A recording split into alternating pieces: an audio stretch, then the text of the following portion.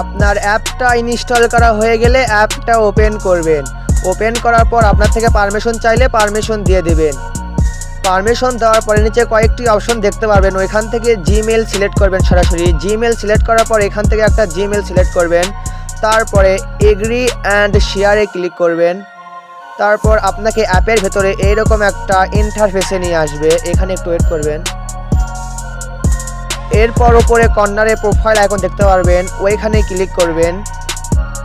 Click করার পর দেখতে পাবেন প্রোফাইল নামে একটা অপশন রয়েছে, ওইখানে ক্লিক করবেন। তারপর এখানে অনেক অপশন রয়েছে, ওইখান থেকে আপনি জেন্ডারে ক্লিক করবেন। এখান থেকে জেন্ডার সিলেক্ট করবেন। তারপর নিচে দেখতে পারবেন অ্যাকাউন্ট নামে অপশন, ওইখানে ক্লিক করবেন। তারপর এখানে তিনটা অপশন দেখতে পারবেন, এই তিনটা আপনাকে ভালোভাবে বাইন্ড করতে হবে। এইখানে দেখেন আমার জিমেলটা অটোমেটিক বাইন্ড হয়ে গেছে। যাদের অটোমেটিক বাইন্ড হবে না তারা ওইখানেই ক্লিক করে একটা জিমেল সিলেক্ট করে জিমেলটা বাইন্ড করে নেবেন। এরপর দেখেন 2 নম্বর অপশনে ইমেইল, এইখানে ক্লিক করে একটা ইমেইল বাইন্ড করে নেবেন।